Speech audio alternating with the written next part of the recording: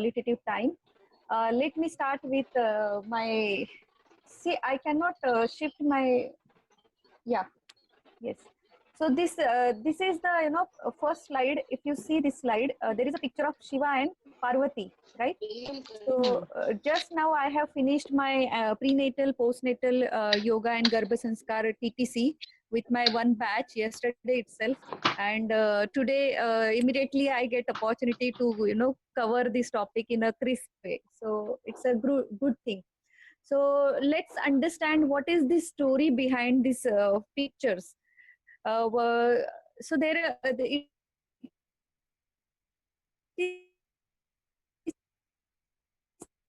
said that the man is very important in her. That's why we have been called as a Shakti, right? But we are not aware about this power.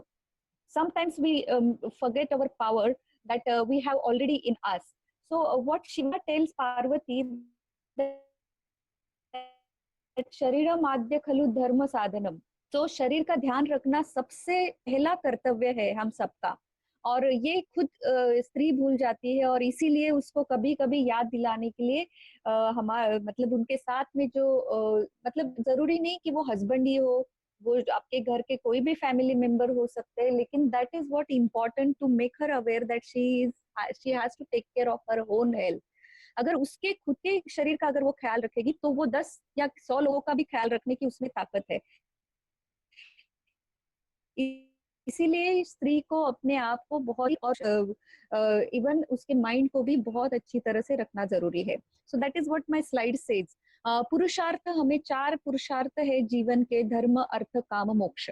और उसमें पहले सबसे बड़ा धर्म हम सभी का यही है, शरीर का ध्यान रखना. जो ये शरीर को ध्यान नहीं रखता उसको कोई भी सिद्धि प्राप्त नहीं हो सकती.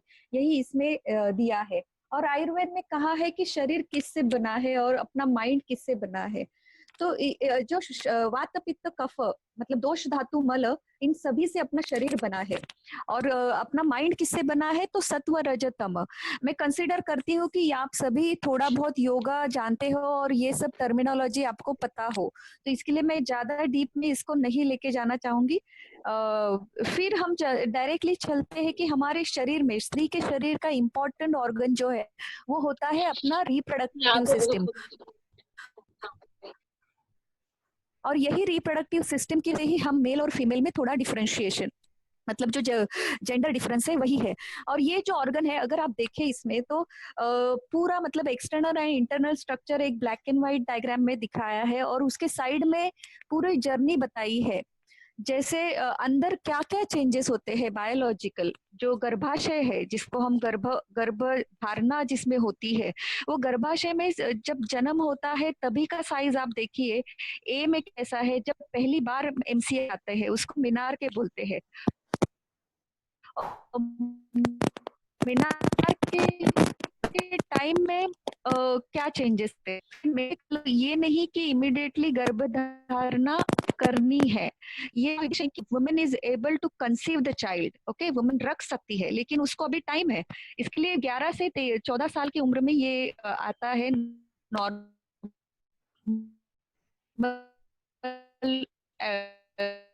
एज है. उसके बाद के लिए 16 साल और मेच्योरिटी की जरूरत होती है कंसेप्शन के लिए. फिर बाद में उसका मिडिल एज जब 25 साल की उम्र है, सबसे healthy period of pregnancy is between 18 to 29 के बीच में होनी चाहिए. ये हेल्दी स्टेज है प्रेगनेंसी रखने के लिए, क्योंकि इसमें अगर आप मिडल सी डायग्राम देखें तो यूट्रस का साइज भी प्रॉपर है. It is having a healthy internal endometrium wall, जिससे वो कंसेप्शन अच्छी तरह से ग्रोथ एंड डेवलप कर सकता है. फिर आप देखोगे कि बाद में डी वाला पिक्चर है जिसमें 55 ईयर्स बताया है, लेट मेनोपॉज का टाइम जब आता है तब वो सिकुड़ जाता है. उसमें आयुर्वेद में बोला है वात बढ़ता है इसमें. ठीक है, और इसीलिए वात क्या काम करता है, सुखाने का काम करता है. इसीलिए हमारे शरीर के ऑर्गन्स भी है और मेनली रिप्रोडक्टिव ऑर्गन्स वो ज्यादा करके सिकुड़ जाते हैं. और यही सिकुड़ने का जो प्रोसेस है वो आगे आगे बढ़ जाता है. तो इस तरीके से शॉर्ट में हमने जो अंदर के चेंजेस देखे, अगर बाहर के हम चेंजेस देखें तो ये हम उम्र के हिसाब से देखेंगे. स्लाइड आपको everything has been already explain in the slide itself. तो हम तीन जो हमने ये लाइफ के स्टेजेस देखे, एक एडोलेसेंस स्टेज है जिसमें प्यूबरिटी होता है, मेनार्के है, मेंस्ट्रुएशन है, ठीक है। ये कफ का काल रहता है इतने ये स्टेज वाला। इसके लिए हमें जो भी योगा प्रैक्टिस करनी है इस समय करना है, और इसी इसी समय में मैक्सिमम आप जो भी एडवांस प्रैक्टिसेस है वो सब कुछ आप 12 साल के बाद में आप एक लड़की को शुरुआत किया जा सकता है, जिससे उसकी आगे जो मेंस्ट्रुअल लाइफ है, उसके जो गायनेकोलॉजिकल डिसऑर्डर जो आगे प्रेगनेंसी आने वाली है वो हेल्दी करने के लिए। और कफ पीरियड है, मैरिज है, प्रेगनेंसी है, फिर अगर प्रेगनेंसी के टाइम पे अगर चेकअप के लिए जाता है, कुछ प्रॉब्लम आता है तो गायनेकोलॉजिकल डिसऑर्डर आते हैं, अगर प्रेगनेंसी रुकती नहीं है तो इनफर्टिलिटी फेस होती। तो ये सब कुछ जो होता है वो मिडल एज में होता है, और मिडल एज में आयुर्वेद ने कहा है पित्त का पीरियड है, तो ये बहुत एक्टिव पीरियड होता है। और पित्त होने की वजह से हम में ऑलरेडी स्ट्रेंथ एंड एबिलिटी होती है, और इसमें आप योगा प्रैक्टिस सभी कुछ कर सकते हैं, लेकिन कूलिंग जो प्रैक्टिसेस है, मतलब आसन के रिलेटेड, प्राणायाम के रिलेटेड भी कूलिंग वाली प्रैक्टिस आपको करनी चाहिए, ठीक है। फिर हम आगे बढ़ते हैं, ओल्ड एज में हमने जाना है कि इसमें क्या मेनोपॉज है, ओके। इसमें ऑलरेडी आइसोलेशन, थोड़ा सा डिप्रेशन आने लगता है, अकेलापन लगता है, मसल्स और स्केलेटल सिस्टम ज्यादा करके अफेक्ट होती है, इसके लिए जॉइंट पेन है, और इसमें आयुर्वेद ने कहा है वात का ज्यादा प्रकोप होता है, और इसीलिए हमें इसमें बहुत ज्यादा एक्टिविटी वाले आसन या प्राणायाम नहीं करना चाहिए। इसमें हमें मोस्टली ऐसे प्रैक्टिसेस करनी चाहिए जो थोड़ा सा हमें एनर्जी दे, ठीक है। और जिसमें हमें मतलब उसमें सूर्य भेदन भी चलेगा इसमें, क्योंकि वात है, लेकिन आपको हर एक जन का ये तो ओवरऑल हमने जनरलाइज वात पित्त कफ का समय देखा, लेकिन इंडिविजुअल प्रकृति भी अलग होती है, सबके अपनी अपनी, सभी को ये लागू हो ऐसा नहीं है। आपको अपने डॉक्टर से अपनी प्रकृति जान, फिर आपको काम करना पड़ेगा आपके ऊपर, ठीक है। फिर हम जानते हैं कि ये मेनार्के टू मेनोपॉज, हमने ऑलरेडी यूट्रस का साइज तो देखा, लेकिन बहुत इंपॉर्टेंट जो स्त्री का जो एक इम्पॉर्टेंट पार्ट है, मेंस्ट्रुएशन आना। और मेंस्ट्रुएशन का जो प्रोसेस होता है वो चालू होता है आपके ओवरी से, अंडाशय से, ओके। अंडाशय के बाद एक ट्यूब लाइक स्ट्रक्चर आता है, वो अंडा जब निकलता है वो अंडाशय से तो ट्यूब लाइक स्ट्रक्चर में आता है, फिर ट्यूब से वो गर्भाशय जो हमने देखा था अभी, गर्भाशय में आने के बाद फिर वो हर महीने अगर इंटरकोर्स नहीं होता है या फर्टिलाइजेशन नहीं होता है तो वो शेड होके मेंस्ट्रुएशन के रूप में वो बाहर आता है। और ये हर महीने का जो ये स्त्री के लिए एक वरदान है कि ये शोधन क्रिया होती है, स्त्री का जो गर्भाशय है वो हर नेचुरली रेजुनेशनल होता है। व्रण, और स्त्री को व्रणित कहा है, तो व्रणित मतलब क्या, जख्म, जब जैसे हमें बाहर कुछ जख्म होता है तो ब्लड आता है, राइट, तो उस समय हम क्या करते हैं कि हम कोशिश करते हैं कि उसको हील होने दे, और हील होने के लिए हम उसका मैक्सिमम ख्याल रखते हैं, ज्यादा एक्टिविटी नहीं करती। इसी मैकेनिज्म से हमें ये समझना चाहिए कि मेंस्ट्रुएशन के समय में अगर अंदर ब्लीडिंग हो रहा है, जो इम्पोर्टेंट वाइटल ऑर्गन है, तो उसके लिए रेस्ट इज इम्पोर्टेंट। इसके लिए हमारे जो जनरेशन में ओल्ड जो हमारी इंडियन परंपरा है, जिसमें बताया है कि आपको मतलब स्त्री को ज्यादा एक्टिविटी नहीं बोली है, इसके लिए उसको घर के कामों से भी आराम करने के लिए बोला गया था, लेकिन हम वो आजकल मानते नहीं है, और हम एक्टिव मल्टीटास्क करियर है, सब है, तो ये मैनेज नहीं होता है।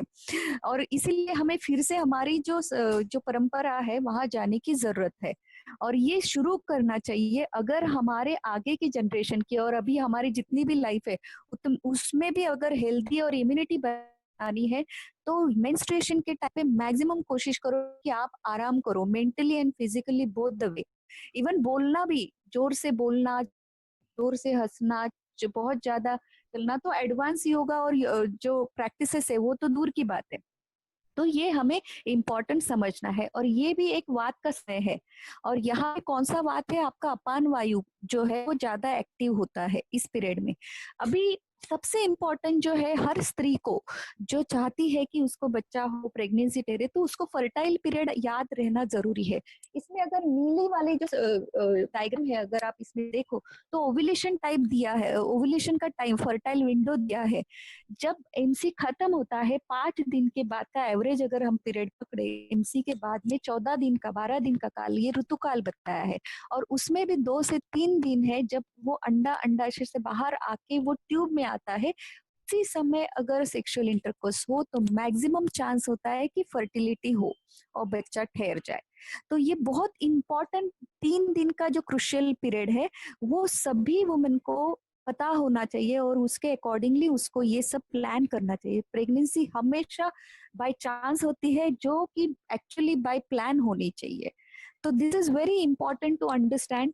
एंड ये सभी कुछ होता है। तीसरी अगर आप इसी स्लाइड में पिक्चर देखो तो ये सब कुछ हमारे हॉर्मोन्स पे डिपेंड है। और ये हॉर्मोन्स कहाँ से रिलीज होता है? हमारे ब्रेन से रिलीज होता है।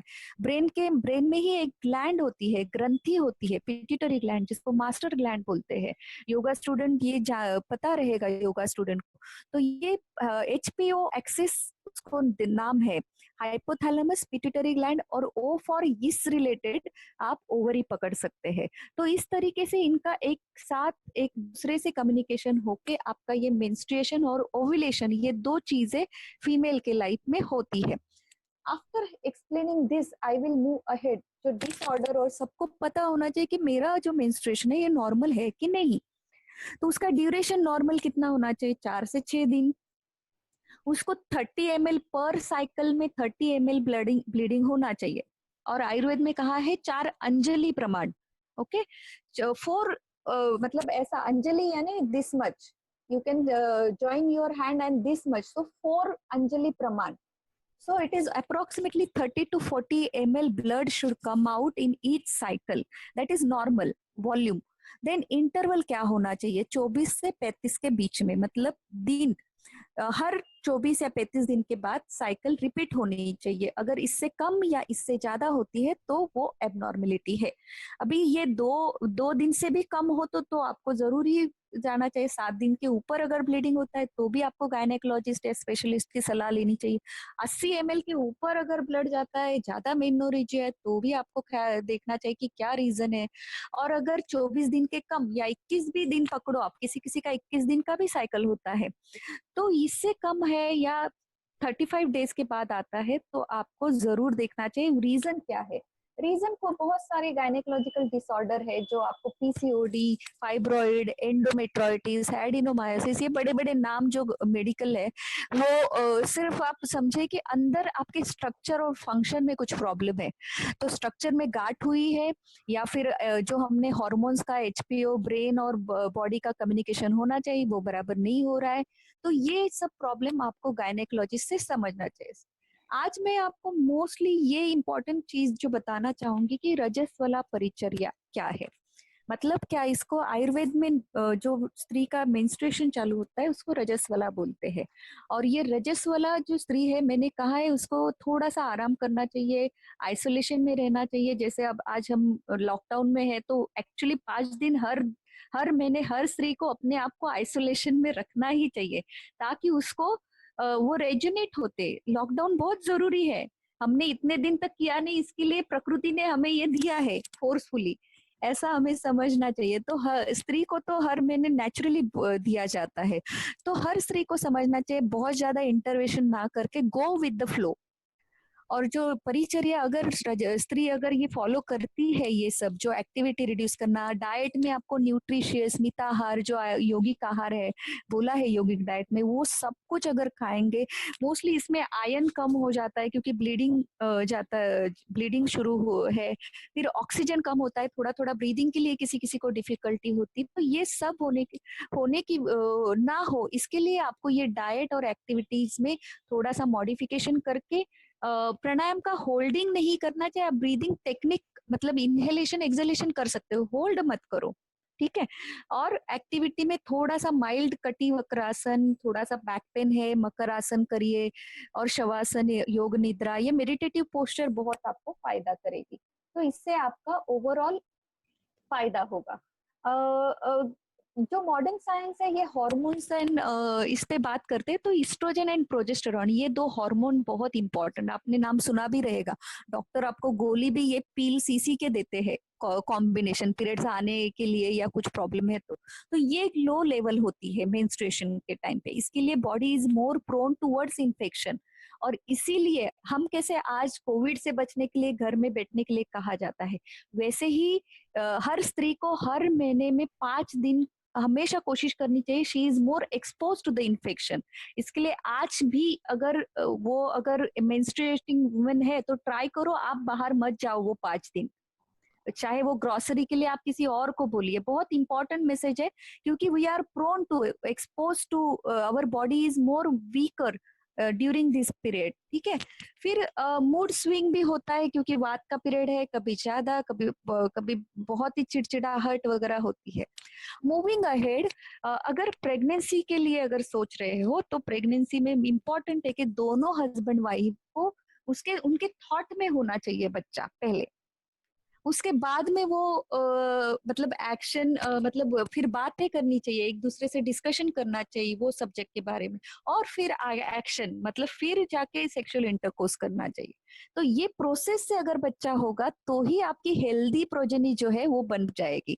अभी ऐसा एक्चुअली होता नहीं है, हम करते नहीं, और इसीलिए गर्भ संस्कार का जो महत्व है हमें बहुत समझना जरूरी है, जो हमारे साइंस में बताया है। और इसकी बहुत बड़ी प्रक्रिया है और समझना, साइंस बहुत बड़ा है, इसके लिए इसमें ज्यादा आपको सिर्फ ये समझना है कि हमारे आगे वाली जनरेशन को अगर हम चाहते हैं तो इसका नॉलेज आप जरूर ले डीप में।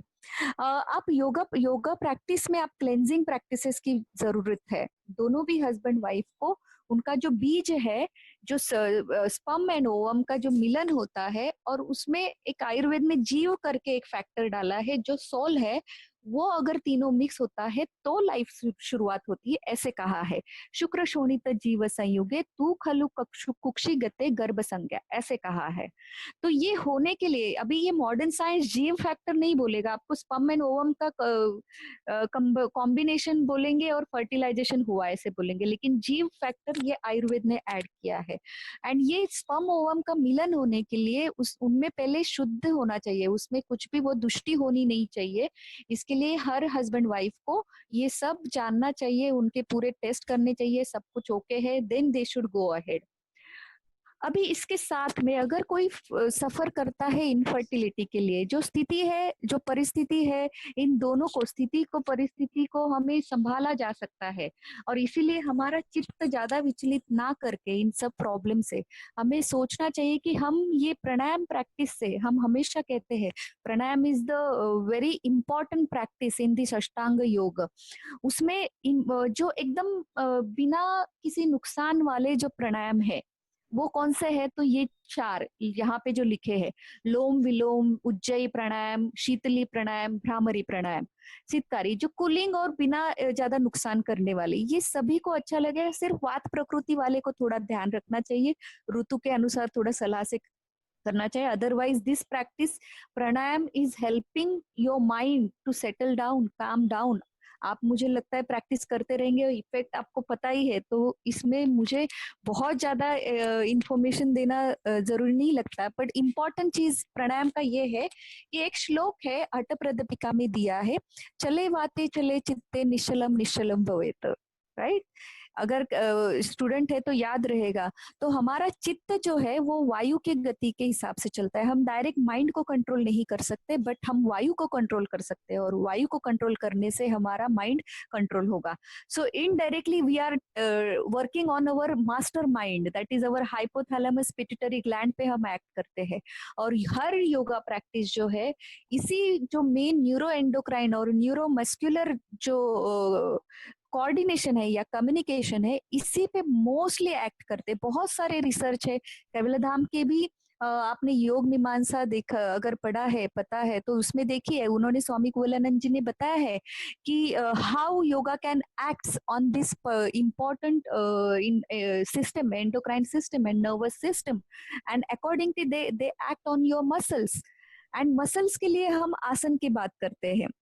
एक्चुअली एक्चुअली आसन जो है पतंजलि योग सूत्र में माइंड को डायरेक्ट किया है, बट माइंड को हम तभी, और एक जो हमारे पास टूल जो है, जैसे प्राणायाम में हमें ब्रीदिंग एक टूल है, वैसे ही आसन में बॉडी एक टूल हमारे पास होता है, जिसमें हम बॉडी को अगर कंट्रोल कर सकते हैं या डिसिप्लिन वे से उसका मूवमेंट कर सकते हैं, तो डेफिनेटली हम अपने ब्रीदिंग और हमारे जो ऑर्गन्स है, एचपीओ एक्सिस है और माइंड, इन दोनों पे हम कंट्रोल कर सकते हैं और चैनलाइज कर सकते हैं। कंट्रोल के बदले मैं यूज करूंगी word channelising, is very very important, क्योंकि हर एक योगा प्रैक्टिस जो है वो आपकी एनर्जी कंजर्व करने की कोशिश करते हैं। एनर्जी जाने नहीं देना चाहिए, energy preservation is important, and that's why all this ashtanga yoga is directing you towards channelization of this energy, so that your body and mind become strengthened, and accordingly you will uplift yourself from the grosser level, body level, to your spiritual level. तो हमारे जो पंचकोश है, अन्नमय, फिर प्राणमय, मनोमय, विज्ञानमय and then आनंदमय कोश, इसमें हम हर एक लेयर में धीरे धीरे प्रैक्टिस से आगे बढ़ के अपलिफ्टमेंट होता है, एंड यही स्पिरिचुअलिटी है। और ये आसन जो मैंने यहाँ पे लिखे हैं आपको जो करना चाहिए पित्त के टाइम पे, मतलब जब मेंस्ट्रुएशन स्टेज अभी नजदीक है, ओव्यूलेशन हो गया है, उसके बाद में ये प्रैक्टिसेस है वो आप कर सकते हैं। Very important movement comes in middle age in women's life, that is pregnancy. और प्रेगनेंसी के लिए ये बहुत ही इम्पोर्टेंट एक कोट है जो बीके सांगे अयंगार जी का है, the body is your temple, keep it pure and clean for the soul to reside in. अगर आपके वुम में यही एक ताकत है, वुम में अगर एक नई जिंदगी शुरुआत होने वाली है तो उसको साफ रखने की जरूरत है। आज कोरोना ने बहुत ही अच्छी तरह से हमें सिखाया कि शौच या साफ क्लेनलीनेस कितना इम्पोर्टेंट है जीने के लिए। तो यू कैन इमेजिन इवन अपने शरीर में, मतलब अगर जिंदगी की शुरुआत हो रही तो पहले गर्भाशय स्वच्छ होना चाहिए। और गर्भ वर्ड अगर आप जानते हो तो हम इसको जहाँ पे मूर्ति, मंदिर में जहाँ मूर्ति रखते हैं, गर्भ गर्भ गुहा ऐसे बोलते हैं, राइट, वहां पे मूर्ति होती है। और इस तरीके से हम समझ सकते हैं कि वो प्लेस हम कितनी शुद्धता से उसको साफ किया जाता है, बहुत ही कॉशियसली एंट्री मिलती है अंदर गर्भ गुहा में। उसी तरह से एक वुमेन को समझना चाहिए कि हमारा जो ये वुम्ब है उसको क्लीन रखना बहुत जरूरी है। क्लीन मतलब उसको इन्फेक्शन नहीं होना चाहिए, अगर कुछ है तो उसको पहले साफ सफाई करके फिर ही उसको प्रेगनेंसी का सोचना चाहिए। सपोज ये सब कुछ किया वुमेन ने और उसके फिर 3 ट्राइमेस्टर होते हैं, प्रेगनेंसी रुक गई, प्रेगनेंसी के दौरान उस वो जो माँ जो भी करती है वो बच्चे पे असर होता है। तो हर एक ट्राइमेस्टर वाइज एक गर्भिणी परिचर्या आयुर्वेद में आता है, उसको मुझे ज्यादा एक्सप्लेन करने के लिए टाइम नहीं है, मेरे कोर्स में ये सब कुछ मैं बहुत डिटेल में लेती हूँ। तो यहाँ पे मुझे सिर्फ ये बताना है कि आपको 3 ट्राइमेस्टर पता होना चाहिए। पहला ट्राइमेस्टर 12 वीक तक का जो पीरियड है after pregnancy, it is first trimester. Second trimester starts from 13 to 27 weeks. Third trimester starts from 27 to 36 weeks. तो सेकेंड ट्राइमेस्टर में maximum women can practice yoga under the guidance, ठीक है, to maintain the growth and development maximum second trimester में होता है, क्योंकि first trimester में mostly पता ही नहीं चलता है वुमेन को कि वो प्रेग्नेंट है, 1-2 महीने तो ऐसे ही निकल जाते हैं, एंड पता चलता है तब 11th एंड 12th वीक्स आता है। एंड ये अवेयरनेस बढ़ाने के लिए भी before pregnancy couple can practice. Okay, so these are the few important tips you should understand. And then third trimester में mostly आपको ऐसे प्रैक्टिसेस करनी चाहिए जो आपके ये फिटस ऑलरेडी डेवलप्ड है उसको सुख प्रसव, मतलब नॉर्मल डिलीवरी होने वाले, जो आपको हेल्प करे, मसल को कॉन्ट्रैक्शन बराबर करे, पेल्विक फ्लोर को ज्यादा वेयर एंड टेयर ना हो, ये सब ख्याल रखने वाले आसन और प्राणायाम। इसमें भी प्राणायाम में बोलूंगी kumbhaka practice, you need to do it very cautiously.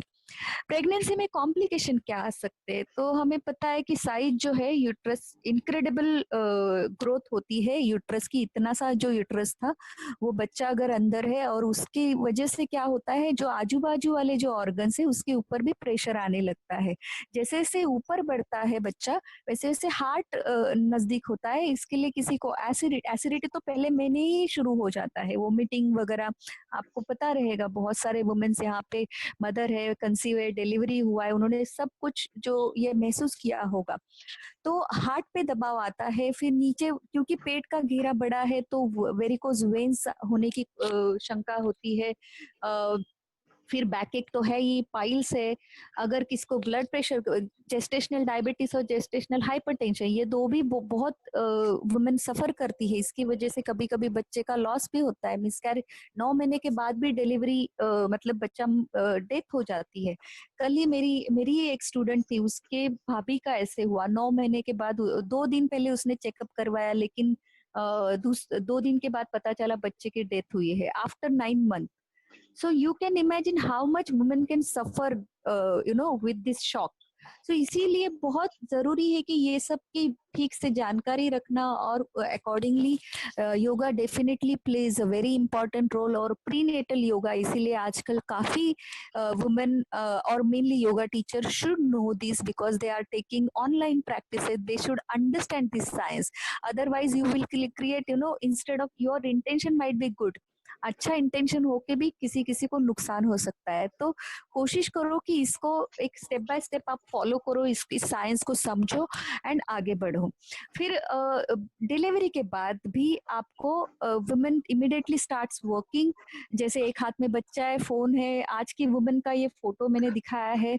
तो पोस्ट नेटल में बहुत सारे डिप्रेशन भी वुमेन को होता है। ऐसा भी समय अगर आप फेसबुक पे एक समीरा रेड्डी करके है, उनका वीडियो देखिए, पोस्टनेटल डिप्रेशन साइकोसिस क्या होता है। Mother can kill her the born child, उसके बच्चे को मारने तक का उसका माइंड डिस्टर्ब होता है, और खुद भी सुसाइड कर सकती है।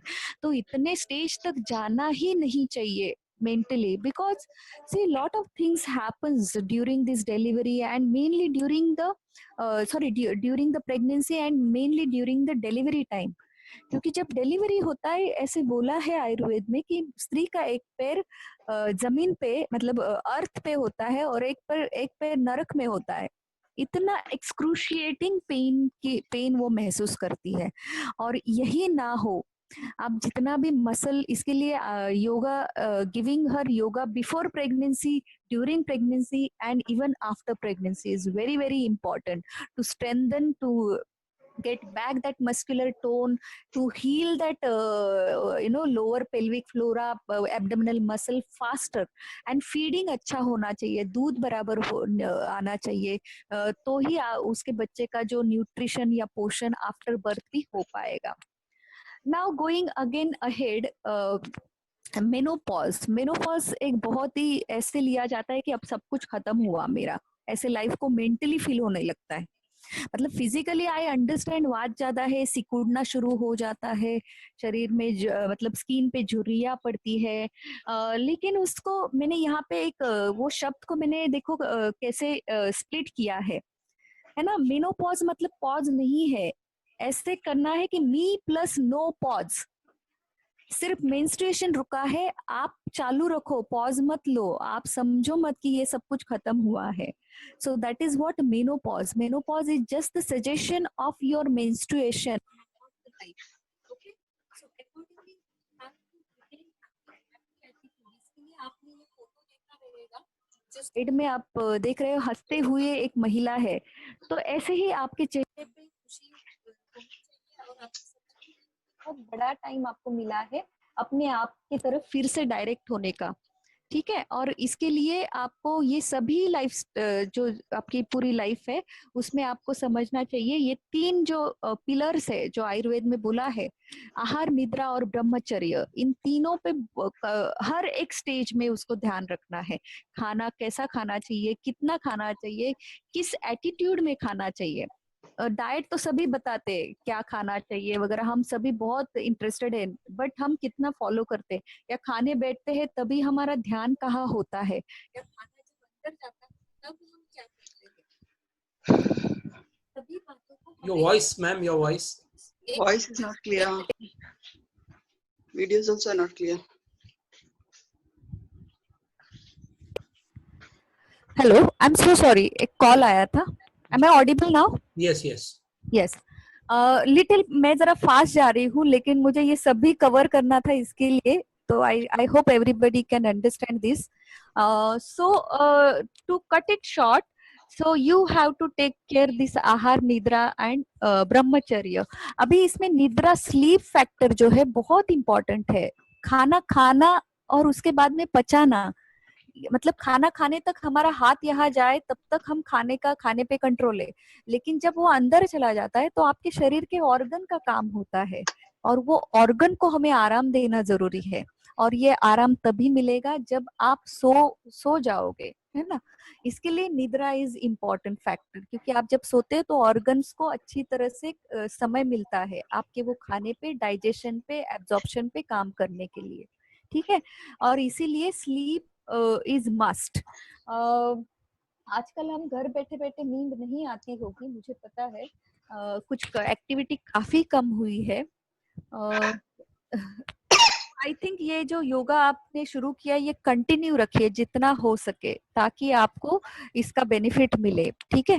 और ब्रह्मचर्य एक अलग से, मतलब मुझे बताना चाहूंगी कि ब्रह्मचर्य जो है ये सिर्फ नॉट हैविंग सेलिबेसी ऐसा नहीं है. तो ब्रह्मचर्य is discipline your life, not only just maintaining celibacy. जब आप गृहस्थ आश्रम में जाते हो तो आपको ये बच्चा रखना या बच्चा प्रोड्यूस करना इज योर धर्म. सो गृहस्थ आश्रम में you have to do the discipline way of sexual intercourse, and that even the planning and गर्भाधान विधि पूरा एक्सप्लेन किया है हमारे शास्त्र में. So after this is my end of this thing. Only two cases I would like to share here. These are my two cases where I have एक आप लड़की देख रहे हो जिसने उष्ट्रासन कर रही है, उसको थायराइड था, and she has taken only 1.5 month yoga practice from me. She was on thyroid medication. Her thyroid completely gone within only 2 months of practice. And she was so happy कि उसको 2-3 साल हुआ है, लेकिन उसके काउंट में, मतलब उसका जो टेस्ट है वो अभी भी नॉर्मल है. तो you can imagine the miracles happens through the yoga. दूसरा एक लेडी है जो मेरे साथ खड़ी है, पतली है, वो second time she wants to conceive but she is not able to do it because in the first pregnancy she got varicose veins, and due to that gynecologist and obstetrician दोनों ने कहा कि आप बच्चा मत रखिए, क्योंकि आपकी लाइफ या आपके बच्चे की लाइफ रिस्क में है. And she was so much stressed due to this. Mentally she was disturbed, and her family is consistently forcing her to have a baby. And under that tension she came to me, and then I have seen her report. I have added report here. I have just, मतलब उसका नाम मैंने नहीं लिखा है उसके ऊपर, क्योंकि कॉन्फिडेंशियलिटी मेंटेन करनी पड़ती है. अगर आप देखो रिपोर्ट में तो सुपरफिशियल वेन में, पहले रिपोर्ट में 3/4/2017 का रिपोर्ट है ये, उसमें आपको एक राइट मार्क दिखेगा, तो उसमें दिख रहा है कि there is a obstruction in the femoral valve. But आप अगर ये दूसरा 12/6/17 का रिपोर्ट देखेंगे, perforator, no incompetence perforator is seen, मतलब कंप्लीटली उसका ऑब्स्ट्रक्शन गया, and varicose veins has been solved. So this was really miraculous, case handled. Even for me also it was surprising result. But हाँ, yoga practice, हम क्रॉपसिटरवी आसना से ये ऐसे result लाए जा सकते हैं. और हमें रिपोर्ट इसके लिए डेटा रखना जरूरी है, क्योंकि सभी को प्रूफ चाहिए. हम सबको होता है क्या, डाउट जो है ना, वो सबसे बड़ा ऑब्स्टेकल है हमारे माइंड का. और इसीलिए हमें ये सब रिजल्ट से she was now happy that she is able to conceive. And I will end my talk with this very beautiful quote which has been said by Sushmita Sen. She said that the just being a woman is a God's gift. The origin of child is a mother, a woman. She shows a man what sharing, caring and loving is all about. And that is the essence of women. And I must thank you, all of you. Big thank you to Dr. Jagdish Naik and all the participants here listening me carefully. Stay home, stay safe, and stay with yoga. Thank you so much. Thank you so much. Thank you so much, Dr. Nutanji. Yes. Wonderful lecture, making us understand how important it is to have, to have the intercourse, in what mood you have to be there. Which reminds me about honeymoon. We go for a honeymoon. But nowadays what happens when we are going for a honeymoon, we are taking other people along with us. That is our mobile phone. So we are not there also. Why is that honeymoon? Because it is very divine. That act what you're doing is very divine. So for that divinity, you have to go to a very hilly area or a snowy place. That is why it is been पहले से परंपरा था इसका, which you made us realize so well. Yes, yes. Thank you very much. बहुत ही कम time था, पर मैंने Yes, कोशिश की wonderfully. सभी मैंने पॉइंट्स. अगर किसी को क्वेश्चन है Thank you. तो मुझे Anybody पूछिए. for any questions, please go ahead. और आप प्लीज कैमरा अगर ऑन करेंगे ना सब जन. I request all of you, I want to see you all if possible. हाँ. Ma'am, good evening. Yes. Good evening. Good evening. Thank you so much for so beautifully taking us through this women wellness program, health program. Ma'am, one question that I have is regarding meditation. So, and that too during our menstruation period, because for me, meditation is very spiritual, very divine, and we are remembering God. And the menstruation cycle, somehow we are given to understand you are in a period of impurity, so you have to stay away. We don't go to temples, we don't worship God, we don't touch the space. What should be our approach? What are thinking as per yoga guidelines? आपका आवाज थोड़ा बीच में cut हुआ, लेकिन मैं ये समझ रही हूँ कि आप ये पूछ रहे हैं कि मेंस्ट्रुएशन के टाइम पे वुमेन्स को ऐसा इम्प्योरिटी या ऐसे दूर टेम्पल में नहीं जाने के लिए बोलते हैं. तो एक्चुअली क्या है, देखिए हमारी बॉडी का नेचुरल टेंडेंसी होता है.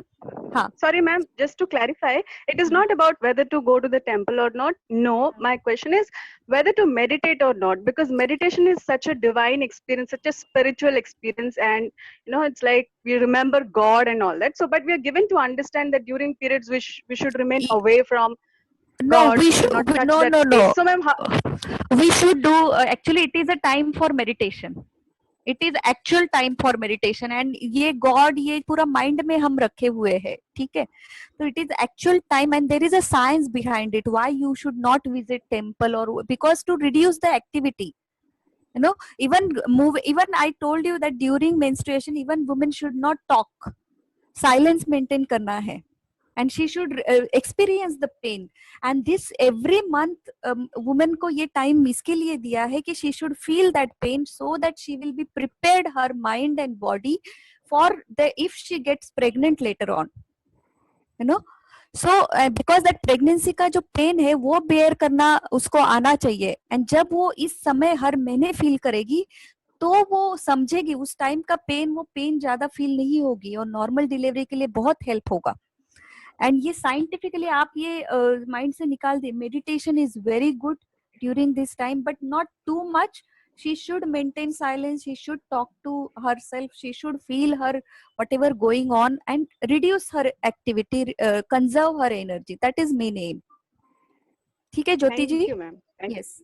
Yes, ma'am. Thank you so much. Yes, yes. Anybody, any questions, please? Yeah, ma'am, I'm 55, and in this period, is it possible to put on weight? Sorry, put on? Weight. Weight put on होता है. Yes. Weight put on होता है.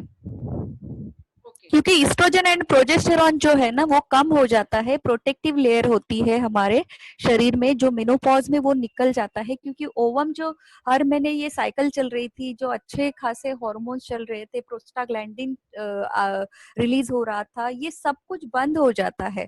और इसकी वजह से metabolism बहुत कम हो जाता है, और मेटाबॉलिज्म कम होने की वजह से जो एक्स्ट्रा फैट बढ़ना शुरू होता है. अगर डाइजेशन बराबर है तो फैट भी कम हो जाता है. लेकिन इसके साथ साथ आप कंट्रोल कर सकते हैं अगर आप proper manageable activity, discipline activity करोगे, और खाना पीना, ये जो 3 मैंने पिलर बोले हैं, आहार, निद्रा और ब्रह्मचर्य, ये 3 अगर ठीक से करोगे तो नहीं होगा पुट ऑन भी, और मैनेज होगा. I can say. Anybody else, please? Yes, sir. Good evening, sir. Good evening, ma'am. Seema here. Yeah. would like to ask after menopause calcium absorb होता है कि नहीं बॉडी में? नहीं, मैंने कहा ना मेटाबॉलिज्म कम हुआ है, मतलब कैल्शियम एब्जॉर्प्शन में भी डिफिकल्टी है और इसीलिए ज्यादा करके बोन इश्यूज आते हैं, मतलब इसीलिए ब्रिटल बनता है, ऑस्टियोपोरोटिक बोन्स होते हैं, क्योंकि कैल्शियम एब्जॉर्प्शन में भी प्रॉब्लम होता है। इसके लिए आपको ब्रह्म मुद्रा, जीवाबंद, ये जो प्रैक्टिसेस है, जो इजी प्रैक्टिस है, जो थायराइड ग्लैंड पे काम करेगी आपके, और thyroid gland indirectly do the work of metabolism. Next question, please, quickly. Okay, thank you. Hello yes hello Yes, yes, please. Hello हाँ मैडम, मुझे पूछना है कि मुझे 10 साल पहले मेनोपॉज हुआ था, मतलब पीरियड स्टॉप हुए थे, और अभी 10 साल के बाद मुझे सब हॉट फ्लशेस वगैरह, नीचे मतलब ओटी पोटामध्ये जळजळ, युरिनला थोडंसं त्रास होणं, जळजळणं, असे प्रकार आता मला 10 वर्षानंतर व्हायला लागले. वय किती आहे तुमचं? माझा आता 57. ओके ओके तर ओके. डॉक्टर म्हणजे मी गायनेकोलॉजिस्टला दाखवलं, सगळे रिपोर्ट नॉर्मल आहे. त्यांचं म्हणणं होतं की हा मेनोपॉजचा त्रास आहे, पण मला पिरियड स्टॉप होऊन 10 वर्ष झाली आहेत. तेव्हा मला आहे. 10 वर्षात काहीही त्रास नव्हता आणि आता ह्या वर्षभरात चालू झालंय. खूप चांगला प्रश्न आहे. मेनोपॉज तीन पद्धतीने होतो. एक तर एक मेनोपॉज के 3 टाइप होते हैं. एक तो पहले पीरियड, मेनोपॉज आने के पहले का समय, उसको पेरी मेनोपॉज बोलते हैं. सो वो पूरा साल भर में ऐसा होता है, मतलब कभी 2 महीना आया, 3 महीना नहीं. फिर मेनोपॉज कब बोला जाता है? जब 12 महीने आपको पीरियड नहीं है, वो स्त्री को हम बोल सकते हैं वो मेनोपॉज में पहुंच गई. फिर मेनोपॉज, ये पीरियड पूरा 12 महीने चलना चाहिए, पीरियड बाद में भी नहीं है, ठीक है, तो 2 साल हुए. और उसके बाद में पोस्ट मेनोपॉज ऐसा पीरियड आता है, ठीक है, मतलब पीरियड बंद हुआ है, उसके 12 महीने के बाद का जो पीरियड है पोस्ट मेनोपॉज होता है. तो ऐसे 3 स्टेजेस होते हैं मेनोपॉज के भी. और इसीलिए ये जो बॉडी के जो अंदर के बाहर के जो चेंजेस है, वो मेंटली, फिजिकली, वो एडप्टेशन का टाइम होता है. एंड इसीलिए ये आपको फील होता है कभी हॉट फ्लशेस. एंड अभी कैसा सीजन भी ऐसा है, तो सीजनल भी हमारे बॉडी में चेंजेस होते हैं.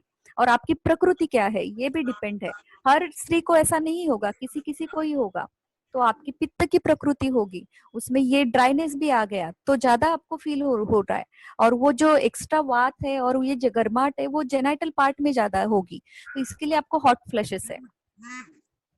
Next question, please.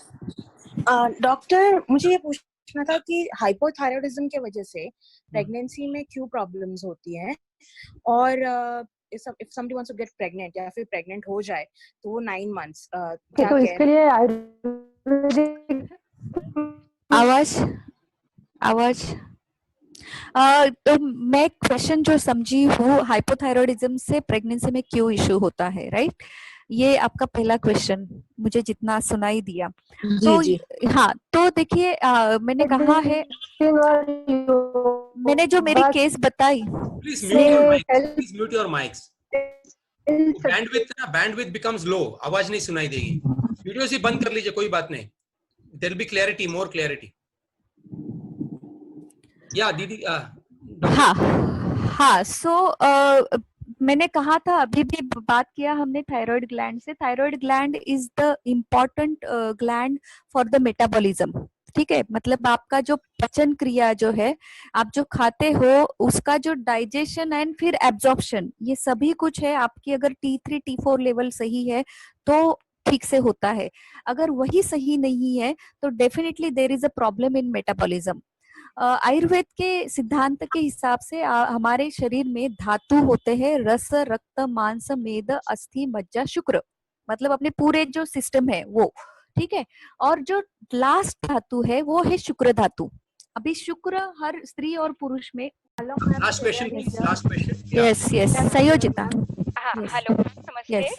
हाँ, आपको आवाज आ रही मेरी मैम? यस संयोजिता, बोलो. मैम 17 months पहले मेरा सी सेक्शन हुआ था. तो मैम जब से ना मेरा बहुत बैक पेन होने लगा है और ना मुझे मेंसेस के टाइम पे बहुत पेन है, तो मतलब क्या करना चाहिए मुझे? आपकी उम्र कितनी है संयोजिता जी? मैम मेरी 30 है. और 17 मंथ हुए हैं, मतलब पोस्ट नेटल टाइम है, राइट? नॉर्मल डिलीवरी हुई थी मैम? C section. अच्छा, सी सेक्शन हुआ था. ओके. सो उसमें आपको इंजेक्शन दिया रहेगा, राइट, पीछे बैक में.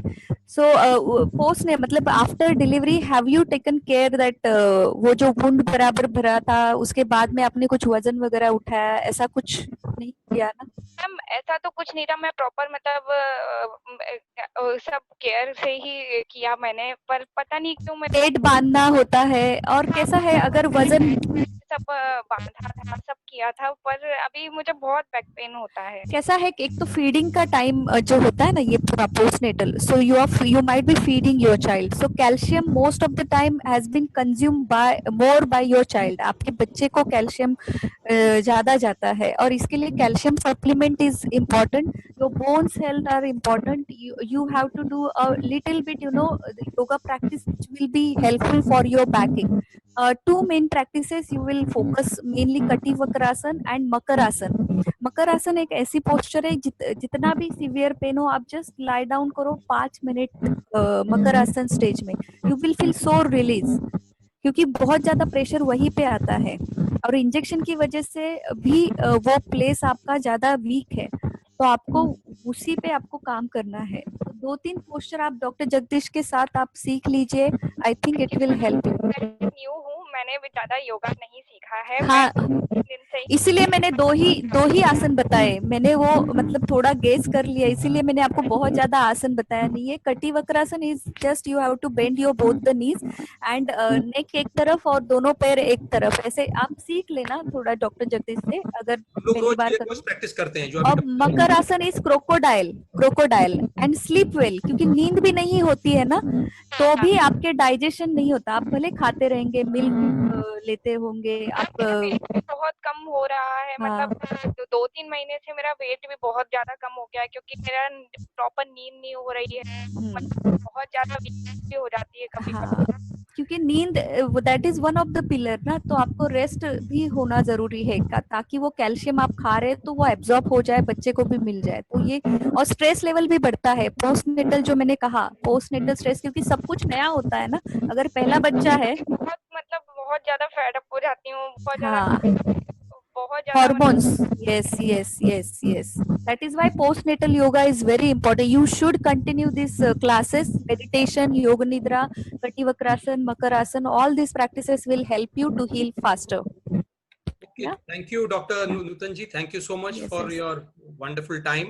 Yes, thank you, sir. Yeah, we'll start Shanti Om and we'll end the session. Yes. Thank you once again. Dr. Jagdish Nayak, I'm Shilpa Anand here. Yeah, I'm not group. Can you please include me in the group?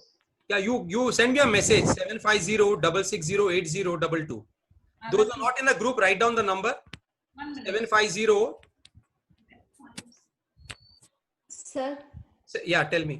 Yeah, I think Smita. अच्छा इन्होंने join किया है शायद. Yes, I have. 750. 75. What did you say, sir? 750. 750. 660.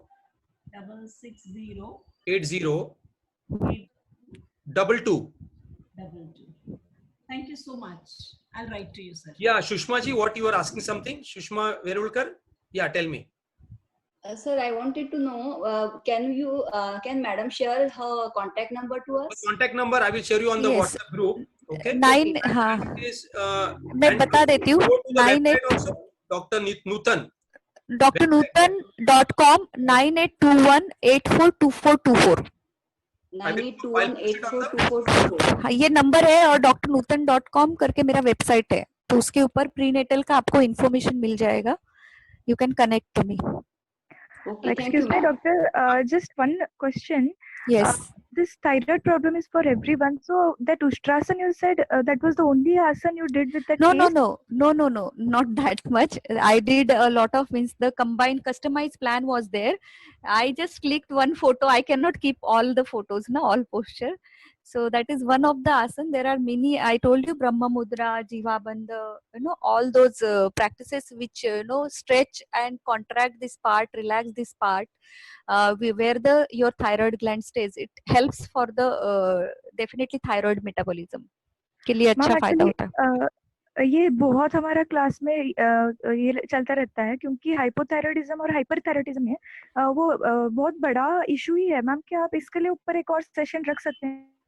आप class join करिए मेरे आप prenatal में आ जाइए मैं सिखाती हूँ वहाँ पे सभी मेरे स्टूडेंट्स को. So because this is very Yes, I know that. Yes. the thyroid went to normal. I've got another meeting now. Yes. Sorry, and- Okay, thank you so much. Yeah. We have daily practices, morning, evening. You can attend those practices, very simple practices for holistic